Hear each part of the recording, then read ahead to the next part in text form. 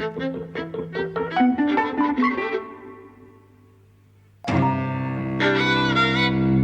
and welcome to Eavesdropping at the Movies. I'm Mike. And I'm José. And we've just come back from the Electric, where we've seen Marriage Story, which is a Netflix-produced film, directed by Noah Baumbach, but it's, again, one of these limited releases that they like to do.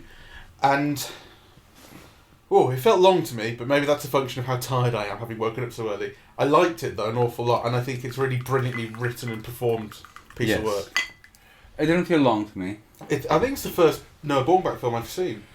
I've seen things that he's written before, but not one of his directed. Actually, no, I saw Francis Ha. You must have seen. No. I saw De Palma, the documentary, but that only half I counts. haven't seen that actually. I'd like it's to see very that. good. Yeah, they just let De Palma talk about himself. Anyway, but this, as far as kind of narrative drama goes, this is the first one I've seen of his that he directed. All right, you've seen Francis? No, you said you haven't seen. No, I haven't seen that. You haven't seen The Squid and the Whale? No, I never saw that. Okay. I saw, like most people did, the first sort of 20 minutes of the Meyerowitz stories. Yes. And then turned it off because I thought, God, this is interminable. Yes. I couldn't get on with it either, but I do feel like maybe should give it more attention. Yes, I love this, actually. It moved me so much. So, basically, the story is about a couple who really love each other, who have a child that they both love. And it begins with their divorce, really. Yeah, it's called Marriage Story, but really it's Divorce Story. It's Divorce Story. And the film does something, I think, really kind of quite marvelous, because it always keeps all the complexities in play. So they're fond of each other, they actually love each other, there's a lot of love there, but, they do want separate lives. And you can see why she hires a high-priced divorce lawyer who is Laura Dern, who I think is fantastic in this. Actually, everybody's fantastic. When Wallace Shawn appeared, both you and I went, it was just so nice. It's a reassuring face. Yeah. And he just does a little comic turn. And he's lovely.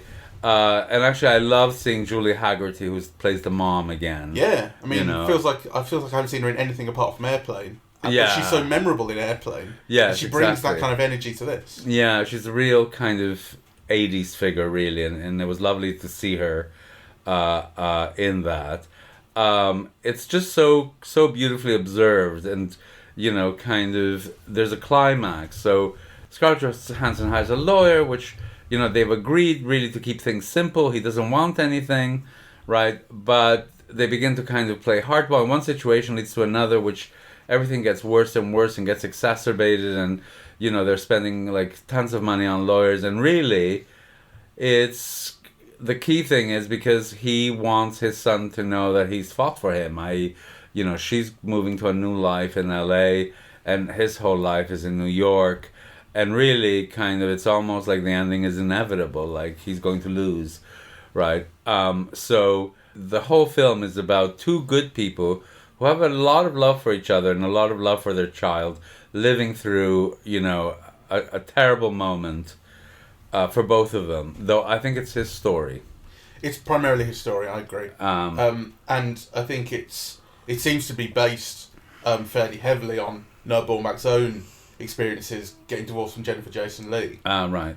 I didn't know, I've only just kind of looked up Noah Baumbach, that's how I kind of piece that together, but at one point, when the lawyers first get involved, and the characters kind of, to an extent, I think the film is about how divorce makes people worse.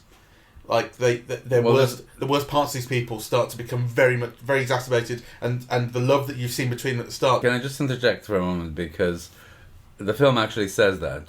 He says, lawyers see criminals at their best, and divorce lawyers see good people at their worst, right? That's it, yeah. Rather quite combative lawyer.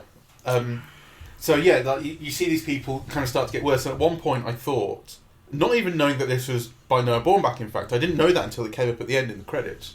I thought, this feels like a guy from New York who is telling me how much he hates LA. And then I think it kind of is, because he is from New York now, born back, it turns out. And there is a feeling of that, like there is a feeling of cynicism about LA and Hollywood. You've got the Scarlett Johansson character. She's an actress, but she comes from a family of actresses as well. They talk about her sister having auditions. Her mum has money from a TV career that she had, and there is a sense of that sort of side of the family, because she's from LA as well, kind of knowing how to play the game a little bit, because as you say, this is primarily Adam Driver's story, and he gets kind of blindsided by his wife's, I can't think of the word, but she goes for lawyers, and once she's consulted with them, even though she doesn't use them, he can no longer use them. Yeah. So even though from the side that you've seen it, she's been told to go to this lawyer, Laura Dern, and then she hires her. You know, from our perspective, that kind of looks like that's the first lawyer that she's met, and she's just gone with it. And then you get this thing about her consulting with 11 lawyers. You know, now maybe that's something that Laura Dern told her to do before she hired her. But it feels. But there's a kind of there's a side of like LA knows how to play this game, and he doesn't. That's right, and the whole film is about. But I think there's a deeper purpose than that, because basically, she starts off by not wanting a lawyer. Then her workmate suggests, "Oh no, you really need a lawyer." Right, and then she's recommended this lawyer. Yeah. And then things come out that actually make her seem like not a nice person. I like this thing about she's consulted 11 lawyers so that basically he can't use any of them. Right. So that's kind of playing hardball, where he still thinks they're doing something amicable, and she's already playing a different game than he is. Yeah. Yeah. And so kind of, you know, and you get the feeling that she doesn't mean to, that she's just protecting herself, that she doesn't really bear him any ill will, you know, kind of, but that's the way that it unfolds. And then as it unfolds, other feelings come out. You know, she reads his email, and finds out that he's had an affair, and so kind of, you know, it develops into even worse and worse, right? But it all feels really organic, the way everything develops, and nothing is kind of done for effect or as like a plot point. Everything feels like it makes sense in these people's lives, and kind of messy. And for a while, I think early on in the divorce proceedings, I think it's possible to see Nicole as the villain. But I think also you really get the feeling that this is advice that she's taking that does this. Yeah. And I think the same is true of him a little bit later on as well. Like, these are people who, as you say, they want to do this amicably, and they want to protect their kid as well. And it's the advice that they are given and take from lawyers that encourages them to start behaving in certain ways. They do, like all this stuff about setting legal precedents, where you have to get a flat here because that means that you have a legal precedent. All this kind of stuff. Like, once the lawyers get involved, it's about, no, you have to do this because it doesn't matter what's moral or ethical anymore. It's about winning the legal case. Yeah. Except also that it starts from a position where he just can't win, because even though she is a good person and she does have love for him, whatever, what she can't do is have half custody, right? So, and that's what he wants. That's what he won't negotiate. So, kind of, you know, it is also, lawyers aside, it is also their desire and will that kind of puts them in an untenable situation. And actually, where they end up with is maybe where they should have agreed. So he has half custody when he's in LA. But of course, half custody between two cities would be horrific for a child. Well, certainly on the different coasts. Exactly. Because him being in New York. So, and yet he feels he can't do anything but fight for that. Yeah. Right? Because he feels his child will feel abandoned if he finds out that he didn't fight for him. Yeah.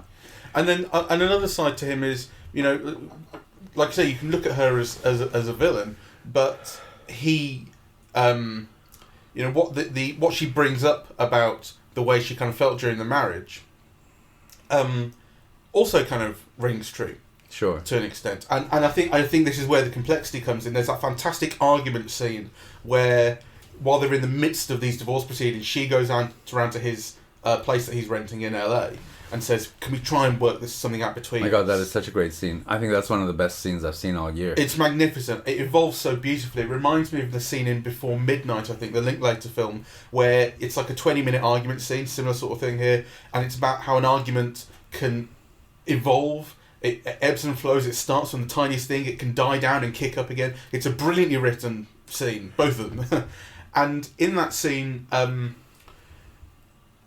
she talks about, kind of constantly being in his shadow, that we always did what you wanted to do, always stayed in New York. I always wanted to go to LA at some point, or back to LA where I come from, and it never happened. But then, he kind of makes the argument that you rode my coattails, that you were successful because of me. And it is complex, and there isn't an easy answer to any of it, and you believe both of them, and they both mean what they say, and it all makes sense, and it's complex. And they're both great. I mean, my God, Adam Driver in that scene, I think, there's been so many great performances this year. But that moment where he begins, saying how he hates her and he wishes her dead every year. And actually, that he's so powerful in that, and then later when his lip begins to tremble and he falls on the floor, I mean, it's just magnificent. Yeah. He's incredible. I mean, we spoke in the other podcast the other day about the Amazon film, the Report. The Report, that, what a treat it was to see him play someone normal. Yes. And it's the same thing here. Yes. He doesn't have that quirkiness that I think we've come to associate with him here. He's a very believable presence. Yes. And this is a role with depth and range. My God, he even gets to sing, right? Which he does rather wonderfully, I thought. When he sang, I thought, you can see why he's playing a director and not an actor in this. I thought, he's all right. He's all right. It's true. He's not the greatest of singers. But I thought he's good enough to be in a musical on Broadway, Yeah. Yeah, I did, I mean, he handled it well, and he handled it with panache. I mean, he's singing Being Alive, the Sondheim song, to his friends, in a bar in New York. And, he had all the gestures. He was both being in character and being show busy. Yeah, and he was, playing like a normal person singing in a bar. He was. Yeah, the performance, you're right, was very good. I meant more the voice. Yeah, well, I thought that was good too. Yeah. Though, he wasn't a show busy, because she also gets a number. And, But hers is a showbiz piece with her family as well, the mum and the sister. And she's just got such star quality. I mean, and she does all the showbiz gestures and the smile and the looks, and you can't help looking at her. She's fabulous, I think. Though it is really Adam Driver's film. I mean, it's really interesting because the film begins with her reading a list of his qualities, and the film ends with the child having come across this list, trying to read it out loud, and getting the father to come and read it for him. And he's got a beautiful moment there of just he's shaking. That lip quivering again. And that's where that really moved me. It really moved me as well. And then the cut onto her looking on. She's wonderful in it as well. Yeah. And it's left on such a beautiful moment where he doesn't see her looking. Yes. You can imagine that scene developing into something else where there's a shared look between them. Yeah. And maybe that would end it. But no, it's just she gets to see it and he doesn't. And they've taken different things from this moment. It's a beautifully observed film. I mean, the moment where she goes to see him to try to, to just not patch things up, but to resolve the divorce situation. I mean, that really moved me. And then, it just had me until the end, really. I mean, I was emotionally, involved, open, kind of. Yeah. I think, I welled up really from that moment on until it ended. Really? Yes. One thing I would say though, and this it's a weird kind of criticism, maybe it's not criticism, but there were points where I found it painful to watch, and it is kind of the point, because when they get into the divorce proceedings and they start fighting, there are really painful scenes of because you are watching these people now at their worst, and not only are they at their worst, but it feels like they're not these people really. Like the people that they sort of become during their arguments are not who they are. Yes. Do you know what I mean? Like somehow when you get into a fight, you will just start acting like someone else, whether you mean to or not, and you would never do that normally. And they start saying things that they don't necessarily mean, maybe. Well, it's very, very difficult to watch some of that. But I think that's also, it also speaks to how well observed those fights are. the film conveys that, or makes you feel that, because they say horrible things in, you know, they have the lawyers on each side. You know, it really takes it into brutal places. Yeah. And then the focus racks. So as if, you know, can it really be you saying this? Yes, and then, So, you know, the focus rack at those moments is, you know, part of drawing attention, to who is responsible for what is being said, you know, as well as the effect that it's having on another person. It's really very cleverly done. Yeah. But really unpleasant, I mean, at points. Well, uncomfortable. I thought it an amiable film, in spite of all of that. Yes. Yeah.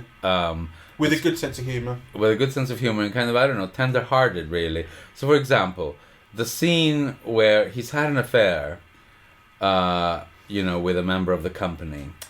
But then after the divorce proceedings have started, she says, well, why don't, you know, I sleep with you tonight? And he says, no, I just can't, right? And he goes, it's, well, you know, kind of, you did when you were married, and, you know, but actually the way that he communicates why he can't, and the way that she accepts it, it's kind of, I don't know, it feels like respectful, you know? It's respectful of the divorce, respectful of the woman, kind of. Do you mean respectful, that the character's respectful, or that the film is respectful? The film is respectful. Okay. That's interesting. And I think the character is, well, the character is not respectful in the sense, he just can't, right? But, you know, the way that he expresses himself, which I think is, you know, what the film is conveying, is very respectful. It could have been done, you know, like fuck off, or, you know, like it could have been done in a million ways that was not respectful. Yeah. I think the film is, I wonder whether it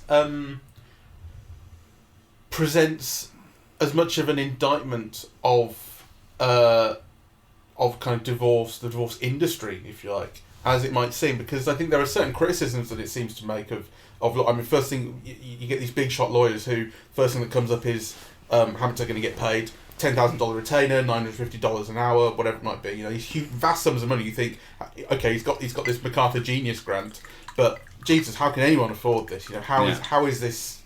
I mean, never mind how is this moral. How is this practical? How do people afford this? Yes. And the lawyers turn it very much into a fight.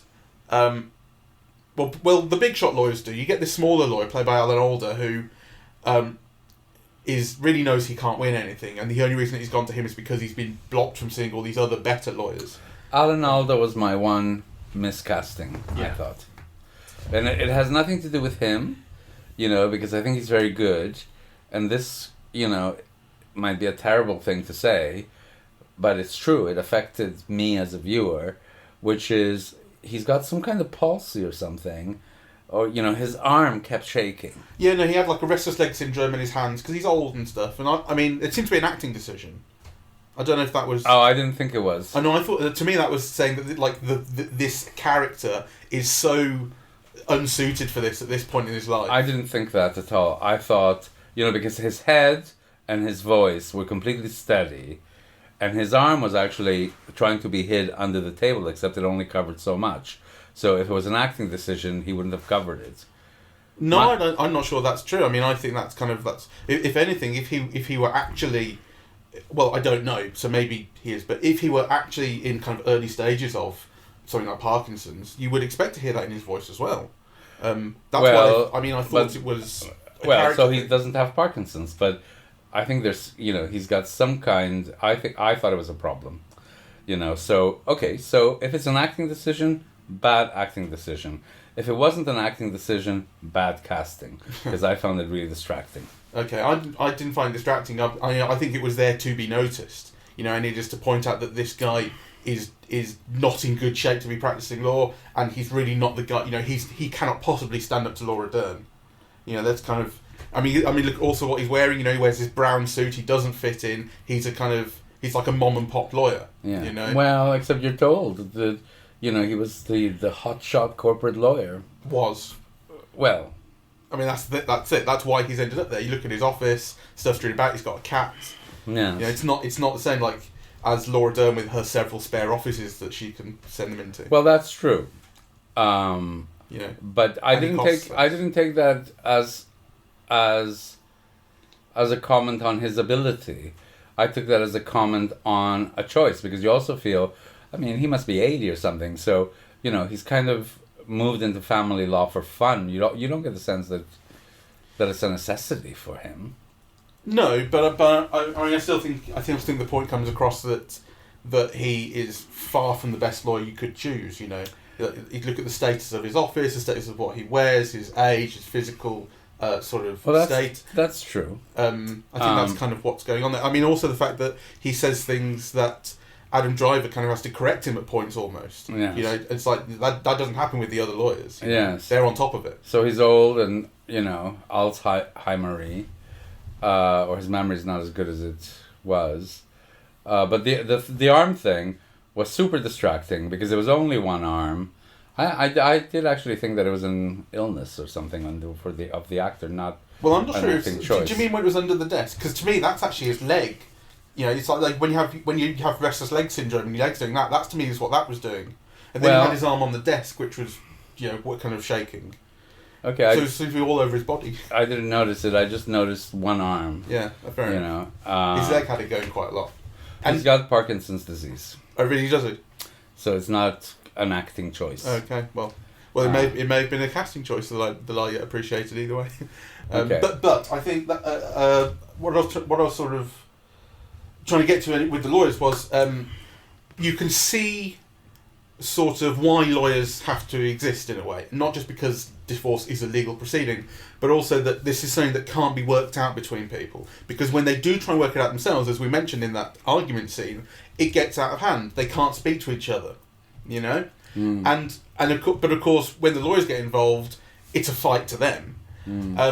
So the thing is, they can't work it out between them. The lawyers aren't there to work it out, they're there to fight for a win.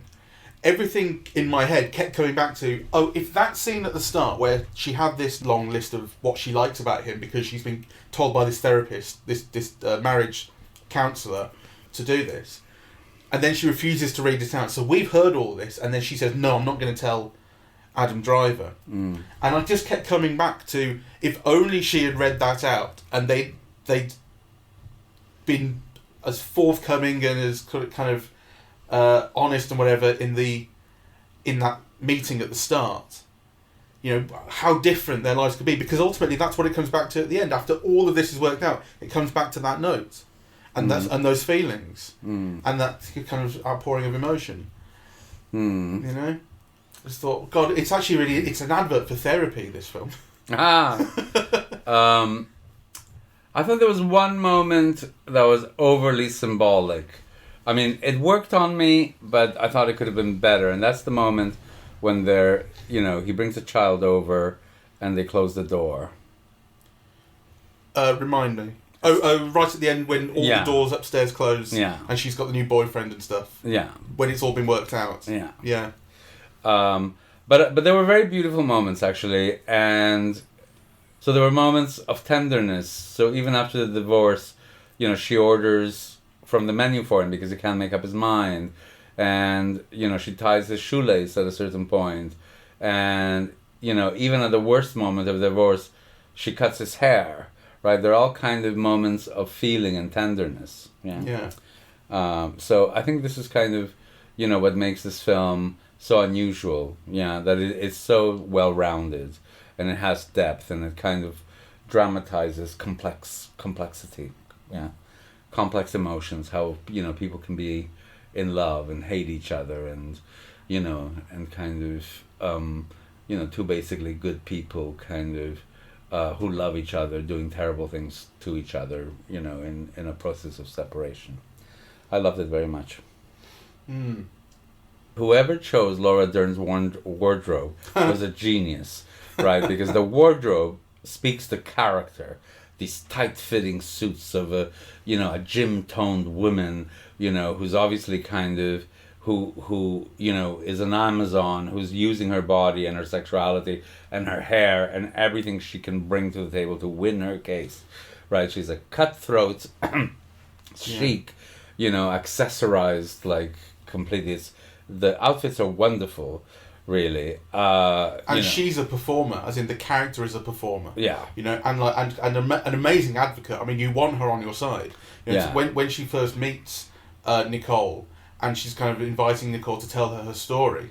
And I think what Nicole looks like at that point is really interesting as well, because have you ever seen Scarlett Johansson look more plain? Yes. Like kind of no makeup, or at least the kind of makeup that makes it look like you have no makeup. A kind of a really blank dour grey shirt that kind of hangs off her. Like it's not the way you ever see Scarlett Johansson dressed and made up. This is not her showing off or anything. And then on the other hand, you've got Laura Dern with these incredible bright red stilettos. And she gets on the couch with her and scooches up on it, kneels on it, like best mates do, and takes the shoes off. And there is a close up on that. There's close up on the shoes. Like the camera wants you to know that not only does she have these amazing shoes, but that she's taking them off because she's playing the best friend role now. Yeah, she wants you on her side. She's a Rottweiler. And then later on, she has that fantastic scene, which is just a scene from out of nowhere where she talks about God and Mary, and how you have to be perfect. He's allowed to be a shit dad and not show up because that's what God did. But Mary was there, and she's a virgin who gave birth. Nothing is more perfect. Yeah. Well, the reason why the film resonates so is because you have a character like that who's basically unlikable, but actually who says things that the whole audience recognizes as truths. Really.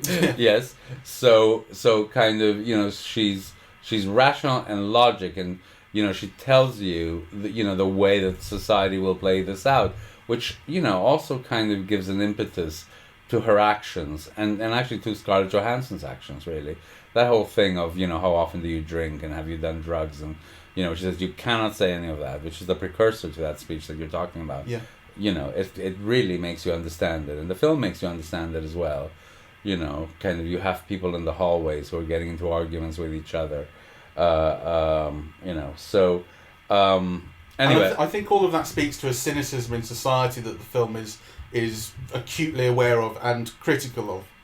I think the cynicism is partly in the kind of the amount of money that the lawyers take and represent and ask for and that sort of thing, but also in kind of society's expectation things. But then it is also, as I say, acutely aware that this is saying that you need someone to work out for you, because people can't work this out between them. That's not how it works. Yeah. Which is why it all comes back to that therapist thing, to me. Anyway, I want to think more about shots and angles. The New York scenes when they're putting out the play look rather fab, when they're lifting her up and you see her projected on screens, and I thought that was kind of very well done. The lack of focus was really well done. The Adam Driver, the moment where he explodes, that's like an aria, really. I think it's a handheld camera, but I'm not sure. I didn't notice any cuts in that. So kind of, these are things to observe again once it plays on Netflix. There are definitely these sort of invisible long takes that you don't really notice are happening until they're sort of 5 minutes in. Scarlett Johansson meeting Laura Dern for the first time has one of those when she's telling the background of her relationship. That mostly happens in a long take. I think there's a cutaway to Laura Dern in the middle of it, but apart from that, uninterrupted.